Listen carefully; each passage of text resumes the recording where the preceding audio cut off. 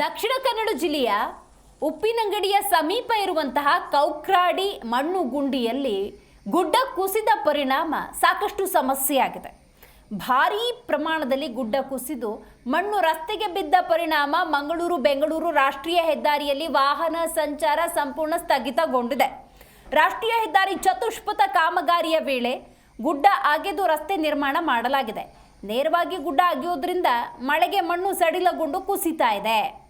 ಈ ಭಾರೀ ಮಳೆಗಾಲದಲ್ಲಿ ಈಗಾಗಲೇ 4-5 ಸಲ ಗುಡ್ಡ ಕುಸಿದಿರುವುದನ್ನು ಗಮನಿಸಬೇಕು.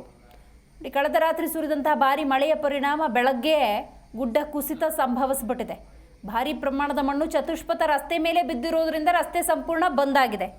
ನೋಡಿ, ದೊಡ್ಡ ಮಟ್ಟದ ರಸ್ತೆಯನ್ನು ಮಾಡಬೇಕು, ಚತುಷ್ಪಥ ಮಾಡಬೇಕು ಅನ್ನುವಂತಹ ಕೆಲವೊಂದು ಕಾಮಗಾರಿಯ ನಡುವೆ ಗುಡ್ಡ ಕುಸಿತದ ಪರಿಣಾಮ ಎಷ್ಟರ ಮಟ್ಟಿಗಿರೋದನ್ನು ನೀವಿಲ್ಲಿ ನೋಡಬೇಕಾಗತ್ತೆ. ರಸ್ತೆಯ ಎರಡೂ ಕಡೆಗಳಲ್ಲಿ ವಾಹನಗಳು ಸಾಲುಗಟ್ಟಿ ನಿಂತಿದ್ದಾವೆ. ರಸ್ತೆಗೆ ಮಣ್ಣು ಬಿದ್ದಿರೋದ್ರಿಂದ ತೆರವು ಕಾರ್ಯಾಚರಣೆ ಕೂಡ ಮುಂದುವರೆದಿದೆ. ಆದರೂ ಮಣ್ಣು ಕುಸಿತಾನೇ ಇದೆ. ಯಾಕಂದರೆ ಮಲೆನಾಡು ಭಾಗ, ಅತಿ ಹೆಚ್ಚು ಮಳೆ ಕೂಡ ಇರುತ್ತೆ. ನಿರಂತರವಾಗಿ ರಾತ್ರಿ ಮಳೆ ಆಗ್ತಾ ಇದ್ದಂತೆ ಬೆಳಗ್ಗೆ ಅಷ್ಟೊತ್ತಿಗೆ ಆ ಗುಡ್ಡದ ಮಣ್ಣೆಲ್ಲ ಕುಸಿದು ಹೋಗಿದೆ. ಆ ಮಣ್ಣನ್ನು ತೆರವು ಕಾರ್ಯ ಮಧ್ಯಾಹ್ನದವರೆಗೂ ಕೂಡ ಮುಂದುವರಿಯುವಂತಹ ಸಾಧ್ಯತೆ ಇರುತ್ತೆ. ಹಾಗಾಗಿ ಆ ಭಾಗದಲ್ಲಿ ಸಂಚರಿಸುವಂತಹ ವಾಹನ ಸವಾರರು ಕೊಂಚ ಎಚ್ಚರಿಕೆಯಿಂದ ಇರಬೇಕಾಗತ್ತೆ.